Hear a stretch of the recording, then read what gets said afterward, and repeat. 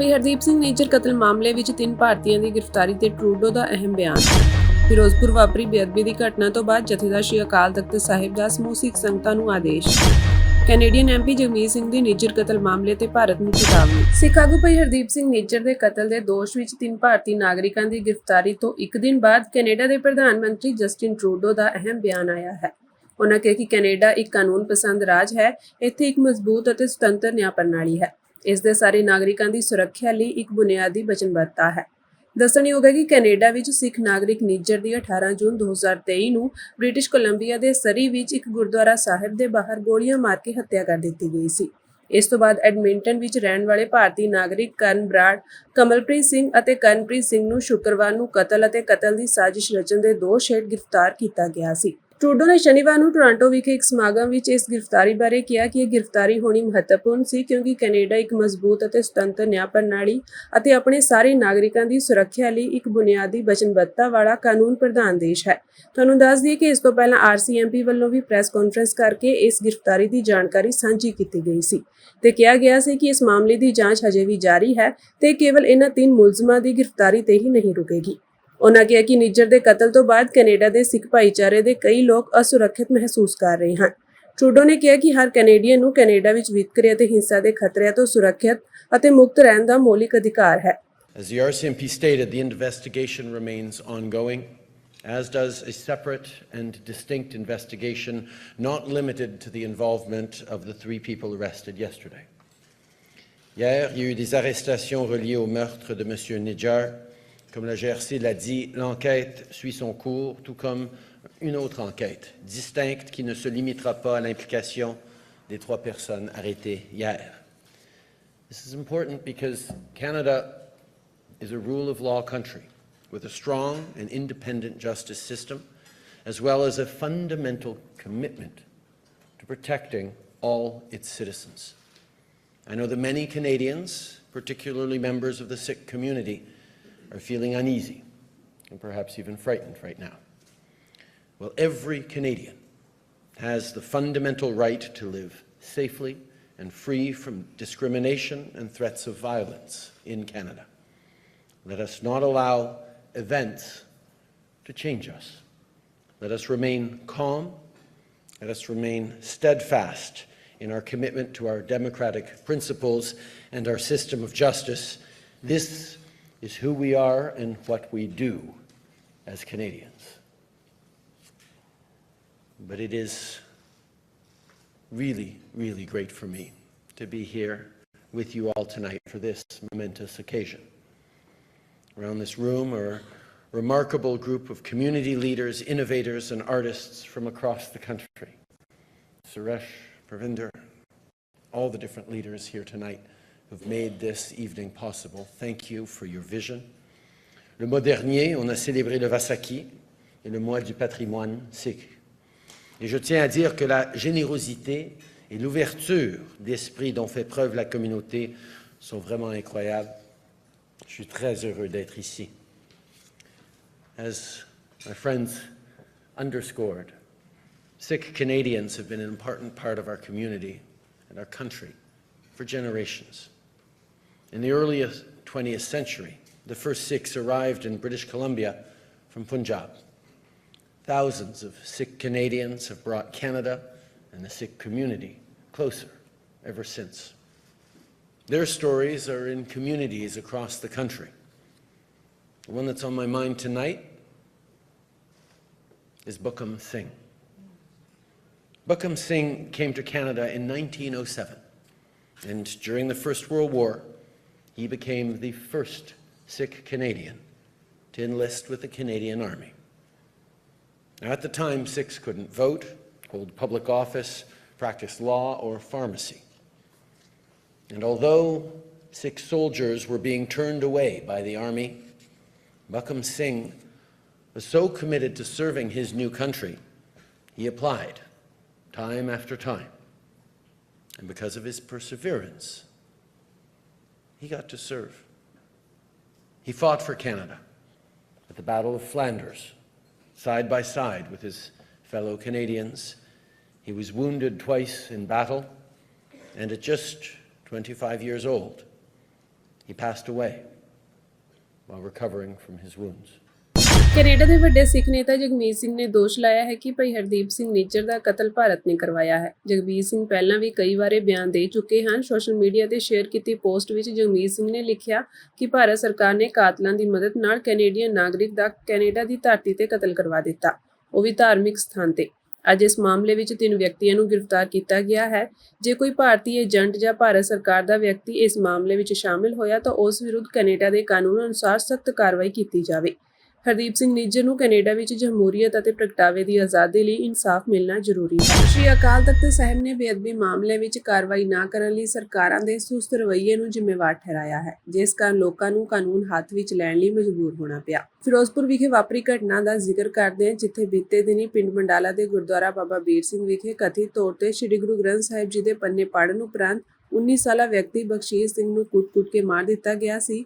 ਸ਼੍ਰੀ ਅਕਾਲ ਤਖਤ ਸਾਹਿਬ ਦੇ ਜਥੇਦਾਰ ਗਿਆਨੀ ਰਘਬੀਰ ਸਿੰਘ ਨੇ ਸੰਗਤ ਨੂੰ ਹੁਕਮ ਦਿੱਤਾ ਹੈ ਕਿ ਦੋਸ਼ੀ ਦੇ ਪਰਿਵਾਰ ਦਾ ਬਾਈਕਾਟ ਕੀਤਾ ਜਾਵੇ ਅਤੇ ਉਸ ਦਾ ਅੰਤਿਮ ਸੰਸਕਾਰ ਕਿਸੇ ਵੀ ਗੁਰਦੁਆਰਾ ਸਾਹਿਬ ਵਿੱਚ ਨਾ ਹੋਣ ਦਿੱਤਾ ਜਾਵੇ। ਬਹੁਜਨ ਦ੍ਰਵਿੜ ਪਾਰਟੀ ਦੇ ਮੁਖੀ ਤਮਿਲ ਮੂਲ ਦੇ ਸਿੱਖ ਜੀਵਨ ਸਿੰਘ ਮੱਲਾ ਨੇ ਐਲਾਨ ਕੀਤਾ ਹੈ ਕਿ ਉਹ ਪੰਜਾਬ ਦੇ ਹੁਸ਼ਿਆਰਪੁਰ ਰਾਖਵੇਂ ਹਲਕੇ ਤੋਂ ਚੋਣ ਲੜਨਗੇ। ਉਹਨਾਂ ਨੇ ਪਹਿਲਾਂ ਹੀ ਹੁਸ਼ਿਆਰਪੁਰ ਵਿੱਚ ਮੁੱਖ ਤੌਰ ਤੇ ਸਿੱਖ ਕਾਰਕੁਨਾਂ ਨਾਲ ਛੋਟੀਆਂ-ਛੋਟੀਆਂ ਮੀਟਿੰਗਾਂ ਕਰਨੀਆਂ ਸ਼ੁਰੂ ਕਰ ਦਿੱਤੀਆਂ ਹਨ ਅਤੇ ਕਿਹਾ ਕਿ ਉਹ ਦਲਿਤ ਕਾਰਕੁਨਾਂ ਦਾ ਸਮਰਥਨ ਹਾਸਲ ਕਰ ਰਹੇ ਹਨ। ਇਹਨਾਂ ਲੋਕ ਸਭਾ ਚੋਣਾਂ ਵਿੱਚ ਪਹਿਲੀ ਵਾਰ ਤਾਮਿਲਨਾਡੂ ਵਿੱਚ 7 ਤਾਮਿਲ ਮੂਲ ਦੇ ਸਿੱਖ ਚੋਣ ਮੈਦਾਨ ਵਿੱਚ ਹਨ। ਸਾਰੇ ਉਮੀਦਵਾਰ ਬੀਡੀਪੀ ਪਾਰਟੀ ਵੱਲੋਂ ਚੋਣ ਲੜਨਗੇ। ਜੀਵਨ ਸਿੰਘ ਇੱਕ ਦਲਿਤ ਭਾਈਚਾਰੇ ਨਾਲ ਸੰਬੰਧਿਤ ਹਨ। ਉਹਨਾਂ ਨੇ ਜਨਵਰੀ 2023 ਵਿੱਚ ਸਿੱਖ ਧਰਮ ਅਪਣਾਇਆ ਸੀ। ਉਹਨਾਂ ਦਾ ਕਹਿਣਾ ਹੈ ਕਿ ਬਹੁਜਨ ਸਮਾਜ ਪਾਰਟੀ ਦੇ ਸੰਸਥਾਪਕ ਕਾਸ਼ੀ ਰਾਮ 1996 ਵਿੱਚ ਇਸ ਸੀਟ ਤੋਂ ਸੰਸਦ ਮੈਂਬਰ ਚੁਣੇ ਗਏ ਸਨ। ਪੇਰੀਆਰ ਅਤੇ ਕਾਂਸੀ ਰਾਮ ਬੀਡੀਪੀ ਦੇ ਪ੍ਰਤੀਕ ਹਨ। ਉਹਨਾਂ ਕਿਹਾ ਕਿ ਪੰਜਾਬ ਤੋਂ ਮੇਰਾ ਮੁਕਾਬਲਾ ਤੁਰੰਤ ਚੋਣ ਨਤੀਜਿਆਂ ਤੋਂ ਪਰੇ ਹੈ ਅਤੇ ਇਸ ਦਾ ਮਜ਼ਬੂਤ ਰਾਜਨੀਤਿਕ ਅਤੇ ਸੱਭਿਆਚਾਰਕ ਸੰਦੇਸ਼ ਹੈ, ਕਿਉਂਕਿ ਅਸੀਂ ਗੁਰੂ ਨਾਨਕ ਦੇ ਵਿਚਾਰਾਂ ਨੂੰ ਫੈਲਾਉਣ ਲਈ ਬਹੁਤ ਉਤਸੁਕ ਹਾਂ। ਉਹਨਾਂ ਕਿਹਾ ਕਿ ਪਹਿਲੇ ਪਾਤਸ਼ਾਹ ਨੇ ਆਪਣਾ ਸੰਦੇਸ਼ ਦੱਖਣ ਵਿੱਚ ਵੱਖ-ਵੱਖ ਥਾਵਾਂ ਤੇ ਪਹੁੰਚਾਇਆ। ਸਮਾਨਤਾਵਾਦ ਉਹਨਾਂ ਦੇ ਬੁਨਿਆਦੀ ਸਿਧਾਂਤਾਂ ਵਿੱਚੋਂ ਇੱਕ ਸੀ। ਅਸੀਂ ਵੀ ਇਸ ਨੂੰ ਫੈਲਾਉਣਾ ਚਾਹੁੰਦੇ ਹਾਂ। ਉਹਨਾਂ ਦੱਸਿਆ ਕਿ ਤਾਮਿਲਨਾਡੂ ਦੀਆਂ 7 ਸੀਟਾਂ ਉੱਤੇ ਪਹਿਲਾਂ ਹੀ VOTING ਹੋ ਚੁੱਕੀ ਹੈ, ਜਿੱਥੇ ਪਾਰਟੀ ਦੇ ਉਮੀਦਵਾਰ ਵੀ ਚੋਣ ਮੈਦਾਨ ਵਿੱਚ ਹਨ। ਹੁਣ ਇਹ ਸਭ ਪੰਜਾਬ ਵਿੱਚ ਪ੍ਰਚਾਰ ਕਰਨਗੇ। ਤਾਮਿਲਨਾਡੂ ਵਿੱਚ ਮੈਦਾਨ ਵਿੱਚ ਉਤਾਰੇ ਗਏ ਸਾਰੇ 7 ਉਮੀਦਵਾਰ SC, ST ਅਤੇ ਪਛੜੀਆਂ ਸ਼੍ਰੇਣੀਆਂ ਦੇ ਪਿਛੋਕੜ ਵਾਲੇ ਹਨ ਅਤੇ ਇਹਨਾਂ ਵਿੱਚੋਂ 4 ਅੰਮ੍ਰਿਤਧਾਰੀ ਸਿੱਖ ਹਨ, ਜਦਕਿ ਬਾਕੀਆਂ ਨੇ ਵੀ ਸਿੱਖੀ ਸਰੂਪ ਧਾਰਨ ਕਰਨਾ ਸ਼ੁਰੂ ਕਰ ਦਿੱਤਾ ਹੈ। ਇਹ ਸਾਰੇ 7 ਤਾਮਿਲਨਾਡੂ ਦੇ ਲਗਭਗ 200 ਲੋਕਾਂ ਦੇ ਸਮੂਹ ਦਾ ਹਿੱਸਾ ਸਨ, ਜੋ 2021 ਵਿੱਚ ਸਿੰਘੂ ਬਾਰਡਰ ਤੇ ਕਿਸਾਨ ਅੰਦੋਲਨ ਵਿੱਚ ਸ਼ਾਮਿਲ ਹੋਏ ਸਨ। ਬਾਅਦ ਵਿੱਚ 20 ਲੋਕਾਂ ਦੇ ਇੱਕ ਸਮੂਹ ਨੇ ਸਿੱਖ ਧਰਮ ਅਪਣਾ ਲਿਆ। ਬੀਡੀਪੀ ਦੇ ਸੂਬਾ ਪ੍ਰਧਾਨ ਤੀਰਥ ਸਿੰਘ, ਜੋ ਕਿ 1981 ਵਿੱਚ ਕਾਂਸੀ ਰਾਮ ਦੇ ਅੰਦੋਲਨ ਦਾ ਹਿੱਸਾ ਸਨ ਅਤੇ 2003 ਤੱਕ ਬਸਪਾ ਵਿੱਚ ਸਨ, ਵੱਖ-ਵੱਖ ਗਰੁੱਪਾਂ ਅਤੇ ਕਾਰਕੁਨਾਂ ਨਾਲ ਤਾਲਮੇਲ ਕਰਨ ਵਿੱਚ ਅਹਿਮ ਭੂਮਿਕਾ ਨਿਭਾ ਰਹੇ ਹਨ। ਜੀਵਨ ਸਿੰਘ ਨੇ ਦੱਸਿਆ ਕਿ ਮੈਂ ਸਭ ਤੋਂ ਪਹਿਲਾਂ ਓਸ਼ੋ ਦੇ ਪ੍ਰਵਚਨਾਂ ਤੋਂ ਸਿੱਖ ਗੁਰੂਆਂ ਬਾਰੇ ਜਾਣਿਆ ਅਤੇ ਉਹਨਾਂ ਰਾਹੀਂ ਭਗਤ ਕਬੀਰ ਦਾ ਅਧਿਐਨ ਕੀਤਾ। ਮੈਂ 2014 ਤੋਂ ਸਿੱਖ ਧਰਮ ਦੀ ਪੜ੍ਹਾਈ ਸ਼ੁਰੂ ਕੀਤੀ ਸੀ। ਬਾਅਦ ਵਿੱਚ ਮੈਨੂੰ ਪਤਾ ਲੱਗਿਆ ਕਿ ਗੁਰੂਆਂ ਅਤੇ ਭਗਤਾਂ ਦੀਆਂ ਰਚਨਾਵਾਂ ਸ੍ਰੀ ਗੁਰੂ ਗ੍ਰੰਥ ਸਾਹਿਬ ਜੀ ਵਿੱਚ ਇਕੱਠੀਆਂ ਦਰਜ ਕੀਤੀਆਂ ਗਈਆਂ ਹਨ। ਮੈਨੂੰ ਗੁਰੂ ਗੋਬਿੰਦ ਸਿੰਘ ਜੀ ਬਾਰੇ ਬਹੁਜਨ ਸਮਾਜ ਪਾਰਟੀ ਦੇ ਸੰਸਥਾਪਕ ਮਰਹੂਮ ਕਾਂਸੀ ਰਾਮ ਤੋਂ 1998 ਵਿੱਚ ਪਾਰਟੀ ਵਿੱਚ ਸ਼ਾਮਿਲ ਹੋਣ ਤੋਂ ਬਾਅਦ ਪਤਾ ਲੱਗਿਆ। ਉਹਨਾਂ ਦੱਸਿਆ ਕਿ ਉਹ ਤਾਮਿਲਨਾਡੂ ਦੇ ਦਵੇਂਦਰ ਕੁੱਲਾ ਵੇਲਾਲਰ ਭਾਈਚਾਰੇ ਨਾਲ ਸੰਬੰਧਿਤ ਹਨ। ਉਹ ਸਾਰੇ ਛੋਟੇ ਅਤੇ ਸੀਮਾਂਤ ਕਿਸਾਨ ਹਨ। 60% ਲੋਕ ਬੇਜ਼ਮੀਨੇ ਖੇਤੀਬਾੜੀ ਕੁਲੀ ਹਨ। ਜੀਵਨ ਸਿੰਘ ਨੇ ਐਤਵਾਰ ਨੂੰ ਪਟਿਆਲਾ ਵਿਖੇ ਸਾਬਕਾ ਸੰਸਦ ਮੈਂਬਰ ਅਤਿੰਦਰਪਾਲ ਸਿੰਘ ਨਾਲ ਮੁਲਾਕਾਤ ਵੀ ਕੀਤੀ ਸੀ। ਪੰਜਾਬ ਸਰਕਾਰ ਚੋਣਾਂ ਦੇ ਰੋਲੇ ਰੱਪੇ ਵਿੱਚ ਇਸ ਸੀਜ਼ਨ ਲਈ ਝੋਨੇ ਦੀ ਲਵਾਈ ਦੀ ਤਰੀਕ ਤੈਅ ਕਰਨਾ ਹੀ ਭੁੱਲ ਗਈ ਹੈ। ਮੁੱਖ ਮੰਤਰੀ ਤੇ ਮੰਤਰੀ ਚੋਣ ਮੁਹਿੰਮ ਵਿੱਚ ਰੁੱਝੇ ਹੋਏ ਹਨ ਅਤੇ ਇਸ ਸਮੇਂ ਸਰਕਾਰ ਚਲਾਉਣ ਦੀ ਮੁੱਖ ਜ਼ਿੰਮੇਵਾਰੀ ਅਫਸਰਸ਼ਾਹੀ ਉੱਪਰ ਹੀ ਹੈ, ਪਰ ਅਫਸਰ ਆਪਣੇ ਹਿਸਾਬ ਨਾਲ ਕੰਮ ਕਰਦੇ ਹਨ। ਦੱਸਣਯੋਗ ਹੈ ਕਿ ਇਸ ਸਮੇਂ ਕਣਕ ਦਾ ਸੀਜ਼ਨ ਖਤਮ ਹੋਣ ਕਿਨਾਰੇ ਹੈ ਅਤੇ ਕਣਕ ਦੀ ਖਰੀਦ 90% ਤੋਂ ਉੱਪਰ ਹੋ ਚੁੱਕੀ ਹੈ ਅਤੇ ਕਣਕ ਤੋਂ ਬਾਅਦ ਝੋਨੇ ਦਾ ਸੀਜ਼ਨ ਸ਼ੁਰੂ ਹੁੰਦਾ ਹੈ। ਕਿਸਾਨ ਕਣਕ ਤੋਂ ਵਿਹਲੇ ਹੋ ਕੇ ਹੁਣ ਝੋਨੇ ਦੀ ਲਵਾਈ ਦੇ ਕੰਮ ਲਈ ਤਿਆਰ ਹਨ, ਪਰ ਸਰਕਾਰ ਨੇ ਹਾਲੇ ਤੱਕ ਤਰੀਕ ਹੀ ਤੈਅ ਨਹੀਂ ਕੀਤੀ। ਇਸ ਕਰਕੇ ਕਿਸਾਨਾਂ ਲਈ ਮੁਸ਼ਕਲਾਂ ਪੈਦਾ ਹੋ ਸਕਦੀਆਂ ਹਨ। ਪਹਿਲਾਂ ਇਹਨਾਂ ਦਿਨਾਂ ਵਿੱਚ ਝੋਨੇ ਦੀ ਲਵਾਈ ਦੀਆਂ ਤਰੀਕਾਂ ਤੈਅ ਹੋ ਜਾਂਦੀਆਂ ਸਨ, ਪਰ ਇਸ ਵਾਰ ਤਰੀਕ ਤੈਅ ਨਾ ਹੋਣ ਕਾਰਨ ਕਿਸਾਨ ਦੁਚਿੱਤੀ ਵਿੱਚ ਫਸੇ ਹੋਏ ਹਨ ਕਿ ਝੋਨੇ ਦੀ ਪਨੀਰੀ ਦੀ ਬਿਜਾਈ ਕਦੋਂ ਕੀਤੀ ਜਾਵੇ ਅਤੇ ਉਹਨਾਂ ਦੀ ਨਜ਼ਰ ਸਰਕਾਰ ਦੇ ਵੱਲ ਲੱਗੀ ਹੋਈ ਹੈ। ਕਿਸਾਨਾਂ ਲਈ ਇਸ ਕਰਕੇ ਮੁਸ਼ਕਲ ਪੈਦਾ ਹੋ ਸਕਦੀ ਹੈ ਕਿਉਂਕਿ ਝੋਨੇ ਦੀ ਪਨੀਰੀ ਵੀ ਤਿਆਰ ਹੋਣ ਲਈ 35 ਤੋਂ 40 ਦਿਨ ਦਾ ਸਮਾਂ ਲੈਂਦੀ ਹੈ ਅਤੇ ਅੱਗੇ ਝੋਨੇ ਦੀ ਲਵਾਈ ਲਈ ਵੀ 1.5 ਮਹੀਨਾ ਲੱਗ ਜਾਂਦਾ ਹੈ। ਇਸ ਤਰ੍ਹਾਂ ਪਨੀਰੀ ਤਿਆਰ ਕਰਨ ਤੋਂ ਲੈ ਕੇ ਝੋਨੇ ਦੀ ਬਿਜਾਈ ਤੱਕ 2.5 ਮਹੀਨੇ ਤੋਂ ਵੱਧ ਦਾ ਸਮਾਂ ਲੱਗ ਜਾਂਦਾ ਹੈ। ਪਰ ਹਾਲੇ ਤੱਕ ਝੋਨੇ ਦੀ ਲਵਾਈ ਦੀ ਤਰੀਕ ਤੈਅ ਨਾ ਹੋਣ ਕਾਰਨ ਕਿਸਾਨ ਪਨੀਰੀ ਤਿਆਰ ਕਰਨ ਲਈ ਸਰਕਾਰ ਦੇ ਮੂੰਹ ਵੱਲ ਦੇਖ ਰਹੇ ਹਨ, ਕਿਉਂਕਿ ਉਹ ਆਪਣੀ ਮਰਜ਼ੀ ਨਾਲ ਝੋਨੇ ਦੀ ਲਵਾਈ ਦਾ ਸਮਾਂ ਤੈਅ ਨਹੀਂ ਕਰ ਸਕਦੇ ਅਤੇ ਸਰਕਾਰ ਹੀ ਨਿਯਮਾਂ ਮੁਤਾਬਕ ਪਾਣੀ ਤੇ ਬਿਜਲੀ ਦੀ ਸਥਿਤੀ ਨੂੰ ਦੇਖ ਕੇ ਤੈਅ ਕਰਦੀ ਹੈ। ਭਾਰਤੀ ਕਿਸਾਨ ਯੂਨੀਅਨ ਲੱਖੋਵਾਲ ਦੇ ਪ੍ਰਧਾਨ ਹਰਿੰਦਰ ਸਿੰਘ ਲੱਖੋਵਾਲ ਦਾ ਕਹਿਣਾ ਹੈ ਕਿ ਸਰਕਾਰ ਦੇ ਉੱਚ ਅਧਿਕਾਰੀਆਂ ਨੂੰ ਇਸ ਵੱਲ ਧਿਆਨ ਦੇਣਾ ਚਾਹੀਦਾ ਹੈ ਕਿਉਂਕਿ ਜੇ ਤਰੀਕ ਸਮੇਂ ਸਿਰ ਤੈਅ ਨਾ ਹੋਈ ਤਾਂ ਝੋਨੇ ਦੀ ਬਿਜਾਈ ਲੇਟ ਹੋਣ ਨਾਲ ਫਸਲ ਦੇ ਪੱਕਣ ਵਿੱਚ ਵੀ ਦੇਰੀ ਹੋਵੇਗੀ, ਜਿਸ ਨਾਲ ਝੋਨੇ ਵਿੱਚ ਨਮੀ ਦੀ ਮਾਤਰਾ ਵਧਣ ਨਾਲ ਖਰੀਦ ਦੇ ਕੰਮ ਵਿੱਚ ਵੀ ਅੱਗੇ ਮੁਸ਼ਕਲਾਂ ਆਉਣਗੀਆਂ। ਉਨ੍ਹਾਂ ਸਰਕਾਰ ਤੋਂ ਮੰਗ ਕੀਤੀ ਹੈ ਕਿ ਝੋਨੇ ਦੀ ਲਵਾਈ ਦੀ ਤਰੀਕ 1 ਜੂਨ ਤੁਰੰਤ ਤੈਅ ਕਰਕੇ ਐਲਾਨ ਕੀਤਾ ਜਾਵੇ ਤਾਂ ਜੋ ਕਿਸਾਨ ਸਮੇਂ ਸਿਰ ਪਨੀਰੀ ਤਿਆਰ ਕਰਕੇ ਝੋਨੇ ਦੀ ਲਵਾਈ ਦਾ ਕੰਮ ਵੀ ਸਮੇਂ ਸਿਰ ਨਿਬੇੜ ਸਕਣ। ਗੁਰੂ ਸਾਹਿਬ ਜੀ ਦੀ ਬੇਅਦਬੀ ਦੀ ਇੱਕ ਹੋਰ ਘਟਨਾ ਸਾਹਮਣੇ ਆਈ ਹੈ। ਅੰਬਾਲਾ ਜ਼ਿਲ੍ਹੇ ਦੇ ਨਾਰਾਇਣਗੜ੍ਹ ਸਥਿਤ ਗੁਰਦੁਆਰਾ ਸ਼੍ਰੀ ਰਾਜਗੜ੍ਹ ਸਾਹਿਬ ਵਿਖੇ ਹਰਿਆਣਾ ਦੇ ਮੁੱਖ ਮੰਤਰੀ ਨਾਇਬ ਸਿੰਘ ਸੈਣੀ ਦੀ ਆਮਦ ਤੋਂ ਪਹਿਲਾਂ ਚੱਲ ਰਹੇ ਗੁਰਮਤਿ ਸਮਾਗਮ ਵਿੱਚ ਸ਼੍ਰੀ ਗੁਰੂ ਗ੍ਰੰਥ ਸਾਹਿਬ ਜੀ ਦੇ ਪ੍ਰਕਾਸ਼ ਅਸਥਾਨ ਦੀ ਸੁਰੱਖਿਆ ਕਰਮੀਆਂ ਵੱਲੋਂ ਚੈਕਿੰਗ ਕੀਤੀ ਗਈ, ਜਿਸ ਤੋਂ ਬਾਅਦ ਸੰਗਤਾਂ ਵਿੱਚ ਭਾਰੀ ਰੋਸ ਵੇਖਣ ਨੂੰ ਮਿਲਿਆ।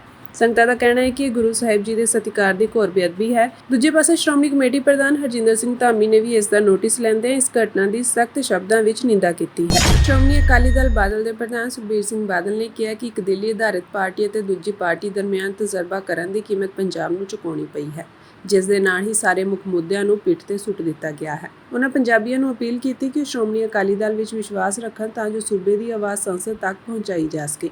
ਅਕਾਲੀ ਦਲ ਦੇ ਪ੍ਰਧਾਨ ਨੇ ਕਿਹਾ ਕਿ ਸਾਡੇ ਤਜਰਬੇ ਸਾਨੂੰ ਮਹਿੰਗੇ ਪਏ ਹਨ। ਇਸ ਤੋਂ ਪਹਿਲਾਂ ਕਾਂਗਰਸ ਨੇ ਕਰਜ਼ਾ ਮੁਆਫੀ, ਘਰ ਨੌਕਰੀ ਅਤੇ ਬੇਰੁਜ਼ਗਾਰ ਨੌਜਵਾਨਾਂ ਨੂੰ 2500 ਰੁਪਏ ਪ੍ਰਤੀ ਮਹੀਨਾ ਦੇਣ ਦੇ ਝੂਠੇ ਵਾਅਦੇ ਕਰਕੇ ਤੁਹਾਨੂੰ ਗੁੰਮਰਾਹ ਕੀਤਾ ਸੀ। ਫਿਰ ਆਮ ਆਦਮੀ ਪਾਰਟੀ ਨੇ ਇੱਕ ਕਦਮ ਹੋਰ ਅੱਗੇ ਜਾ ਕੇ ਔਰਤਾਂ ਨੂੰ ਪ੍ਰਤੀ ਮਹੀਨਾ 1000 ਰੁਪਏ ਦੇਣ ਦਾ ਵਾਅਦਾ ਕੀਤਾ, ਨਾਲ ਹੀ ਨਸ਼ਿਆਂ ਦੀ ਅਲਾਮਤ ਨੂੰ ਖਤਮ ਕਰਨ ਦਾ ਵਾਅਦਾ ਕੀਤਾ। ਉਹਨਾਂ ਕਿਹਾ ਕਿ ਆਪ ਦਾ ਪਰਦਾਫਾਸ਼ ਹੋ ਗਿਆ ਹੈ ਕਿਉਂਕਿ ਇਸ ਨੇ 1 ਲੱਖ ਕਰੋੜ ਰੁਪਏ ਦਾ ਕਰਜ਼ਾ ਲੈ ਕੇ ਸੂਬੇ ਨੂੰ ਦਿਵਾਲੀਆ ਕਰ ਦਿੱਤਾ ਹੈ। ਪਿਛਲੇ 3 ਸਾਲਾਂ ਦੇ ਅੰਦਰ ਝਾੜੂ ਵਾਲਿਆਂ ਨੇ ਪੰਜਾਬ ਬਰਬਾਦ ਕਰ ਦਿੱਤਾ। ਇੱਕ ਐਜਾ ਸ਼ਰਾਬੀ ਨਸ਼ੇੜੀ ਮੁੱਖ ਮੰਤਰੀ ਆਪਾਂ ਨੂੰ ਮਿਲ ਗਿਆ ਜਿਹਨੇ ਪੰਜਾਬ ਦੇ ਵਾਸਤੇ ਕਰਨਾ ਕੀ ਸੀ, ਉਹ ਆਪਣੇ ਕਰੋੜਾਂ ਰੁਪਏ ਖਰਚ ਕੇ ਕੇਜਰੀਵਾਲ ਨੂੰ ਤਗੜਾ ਕਰਨ ਵਾਸਤੇ ਪੂਰੇ ਦੇਸ਼ ਵਿੱਚ ਪੰਜਾਬ ਦਾ ਖਜ਼ਾਨਾ ਖੋਈ ਜਾਂਦਾ ਹੈ। ਹੁਣ ਵੀ ਮੈਂ ਕਹਿਣਾ ਚਾਹਣਾ ਤੇ ਇਹਦੀ ਇਨਕੁਆਇਰੀ ਵੀ ਹੋਣੀ ਚਾਹੀਦੀ ਹੈ। ਭਗਵੰਤ ਮਾਨ ਨੇ ਜਿੰਨੇ ਆਪਣੇ ਰੀਅਲ ਏਸਟੇਟ ਤੇ ਬਿਲਡਰ ਹੈ ਉਹਨਾਂ ਤੋਂ 5-5 ਕਰੋੜ ਰੁਪਇਆ ਮੰਗਿਆ ਇਸ ਇਲੈਕਸ਼ਨ ਵਾਸਤੇ। ਤੁਸੀਂ ਦੇਖ ਲਓ ਤਕਰੀਬਨ ਇਹਨਾਂ ਨੇ 100-150 ਬੰਦੇ ਦੀ ਲਿਸਟ ਬਣਾ ਕੇ ਇਹਨਾਂ ਨੇ ਕਰਾਈ ਹੈ। ਮੈਨੂੰ ਲੱਗਦਾ 200-300 ਕਰੋੜ ਰੁਪਇਆ ਇਕੱਠਾ ਐਕਸਟੋਰਸ਼ਨ ਕਰ ਰਹੇ ਪੰਜਾਬ ਦੇ ਰੀਅਲ ਏਸਟੇਟ ਤੇ ਬਿਲਡਰ ਲੌਬੀ ਤੋਂ ਐਕਸਟੋਰਸ਼ਨ ਤੇ ਲੱਗੇ ਹੈ। ਉਹਨਾਂ ਨੂੰ ਕਿਹਾ ਜੇ ਤੁਸੀਂ ਪੈਸਾ ਨਹੀਂ ਦੋਗੇ 5 ਕਰੋੜ ਰੁਪਇਆ ਮੈਨੂੰ, ਨਹੀਂ ਤਾਂ ਫਿਰ ਮੈਂ ਤੁਹਾਡੇ ਸਾਰੇ ਲਾਇਸੈਂਸ ਕੈਂਸਲ ਕਰੂੰਗਾ, ਵਿਜੀਲੈਂਸ ਇਨਕੁਆਇਰੀ ਕਰੂੰਗਾ। ਆਹ ਜਿਹੜੀ ਪਾਰਟੀ ਹੈ ਐਕਸਟੋਰਸ਼ਨਿਸਟ ਹੈ, ਆਹ ਤਾਂ ਇੱਥੇ ਲੁੱਟਣ ਵਾਸਤੇ ਆਈ ਹੈ। ਤੇ ਪਿਛਲੇ 3 ਸਾਲਾਂ 'ਚ ਸਣੇ ਉਹਦੀ ਧਰਮ ਪਤਨੀ ਤੋਂ ਲੈ ਕੇ ਸਾਰਾ ਪਰਿਵਾਰ ਇੱਕੋ ਹੀ ਮਿਸ਼ਨ ਤੇ ਹੈ ਕਿ ਪੈਸੇ ਇਕੱਠੇ ਕਰ ਲਓ, ਪੈਸੇ ਇਕੱਠੇ ਕਰ ਲਓ। ਸੋ ਜਿਹੜਾ ਮੁੱਖ ਮੰਤਰੀ ਆਪ ਹੀ ਆਪਣੇ ਘਰ ਨੂੰ ਲੁੱਟਣ ਲੱਗ ਜੇ, ਉਹ ਮੁੱਖ ਮੰਤਰੀ ਕਹਿਣ ਦੇ ਲਾਇਕ ਨਹੀਂ ਹੈ। ਇਸ ਕਰਕੇ ਮੈਂ ਪੰਜਾਬੀਆਂ ਨੂੰ ਬੇਨਤੀ ਕਰਦਾ ਮੈਂ ਇੱਕ ਵਾਰ ਮੈਂ ਪੰਜਾਬੀਆਂ ਨੂੰ ਬੇਨਤੀ ਕਰਦਾ ਕਿ ਇਕੱਠੇ ਹੋ ਕੇ ਆਪਾਂ ਪੰਜਾਬ ਬੁਲਾਈਏ ਤਾਂ ਹੀ ਪੰਜਾਬ ਅੱਗੇ ਵਧੇ। ਸ਼੍ਰੋਮਣੀ ਗੁਰਦੁਆਰਾ ਪ੍ਰਬੰਧਕ ਕਮੇਟੀ ਦੇ ਪ੍ਰਧਾਨ ਐਡਵੋਕੇਟ ਹਰਜਿੰਦਰ ਸਿੰਘ ਧਾਮੀ ਨੇ ਫਿਰੋਜ਼ਪੁਰ ਜ਼ਿਲ੍ਹੇ ਦੇ ਪਿੰਡ ਬੰਡਾਲਾ ਵਿਖੇ ਗੁਰਦੁਆਰਾ ਸਾਹਿਬ ਬਾਬਾ ਬੀਰ ਸਿੰਘ ਵਿੱਚ ਸ੍ਰੀ ਗੁਰੂ ਗ੍ਰੰਥ ਸਾਹਿਬ ਜੀ ਦੀ ਕੀਤੀ ਗਈ ਬੇਅਦਬੀ ਦੀ ਸਖਤ ਸ਼ਬਦਾਂ ਵਿੱਚ ਨਿੰਦਾ ਕੀਤੀ ਹੈ। ਐਡਵੋਕੇਟ ਧਾਮੀ ਨੇ ਕਿਹਾ ਕਿ ਪਿਛਲੇ ਕੁਝ ਸਮੇਂ ਵਿੱਚ ਸ੍ਰੀ ਗੁਰੂ ਗ੍ਰੰਥ ਸਾਹਿਬ ਜੀ ਦੀ ਬੇਅਦਬੀ ਦੀਆਂ ਕਈ ਘਟਨਾਵਾਂ ਵਾਪਰ ਚੁੱਕੀਆਂ ਹਨ, ਪਰ ਪੁਲਿਸ ਪ੍ਰਸ਼ਾਸਨ ਅਤੇ ਸਰਕਾਰ ਅਜਿਹੀਆਂ ਘਟਨਾਵਾਂ ਨੂੰ ਰੋਕਣ ਵਿੱਚ ਪੂਰੀ ਤਰ੍ਹਾਂ ਅਸਫਲ ਰਹੇ ਹਨ। ਉਨ੍ਹਾਂ ਕਿਹਾ ਕਿ ਅਜਿਹੀਆਂ ਘਟਨਾਵਾਂ ਕਿਸੇ ਵੱਡੀ ਸਾਜ਼ਿਸ਼ ਦਾ ਹਿੱਸਾ ਹਨ, ਜਿਸ ਪਿੱਛੇ ਕੰਮ ਕਰਦੀਆਂ ਸ਼ਕਤੀਆਂ ਨੂੰ ਸਾਹਮਣੇ ਲਿਆਉਣਾ ਬੇहद ਜ਼ਰੂਰੀ ਹੈ। ਉਨ੍ਹਾਂ ਕਿਹਾ ਕਿ ਸਰਕਾਰ ਅਤੇ ਪੁਲਿਸ ਵੱਲੋਂ ਬੇਅਦਬੀ ਦੇ ਦੋਸ਼ੀਆਂ ਨੂੰ ਸਖਤ ਅਤੇ ਮਿਸਾਲੀ ਸਜ਼ਾਵਾਂ ਨਾ ਦਿੱਤੇ ਜਾਣ ਦੇ ਕਾਰਨ ਹੀ ਸੰਗਤ ਅੰਦਰ ਭਾਰੀ ਰੋਸ ਅਤੇ ਰੋਹ ਪੈਦਾ ਹੋਇਆ ਹੈ। ਉਨ੍ਹਾਂ ਕਿਹਾ ਕਿ ਸਰਕਾਰ ਆਪਣੇ ਤੰਤਰ ਰਾਹੀਂ ਫਿਰੋਜ਼ਪੁਰ ਦੀ ਬੇਅਦਬੀ ਘਟਨਾ ਪਿੱਛੇ ਕੰਮ ਕਰਦੀਆਂ ਸ਼ਕਤੀਆਂ ਨੂੰ ਨਸ਼ਰ ਕਰੇ। ਸ਼੍ਰੋਮਣੀ ਕਮੇਟੀ ਪ੍ਰਧਾਨ ਨੇ ਸੰਗਤ ਨੂੰ ਵੀ ਅਪੀਲ ਕੀਤੀ ਕਿ ਗੁਰਦੁਆਰਾ ਸਾਹਿਬਾਨ ਅੰਦਰ ਸੀਸੀਟੀਵੀ ਕੈਮਰੇ ਰਾਹੀਂ ਨਿਗਰਾਨੀ ਅਤੇ ਸੁਰੱਖਿਆ ਦੇ ਪੁਖਤਾ ਇੰਤਜ਼ਾਮ ਕਰਨ ਅਤੇ ਪਹਿਰੇਦਾਰੀ ਲਈ ਹਰ ਸਮੇਂ ਸੇਵਾਦਾਰ ਗੁਰਦੁਆਰਾ ਸਾਹਿਬਾਨਾਂ ਵਿੱਚ ਹਾਜ਼ਰ ਰਹਿਣ।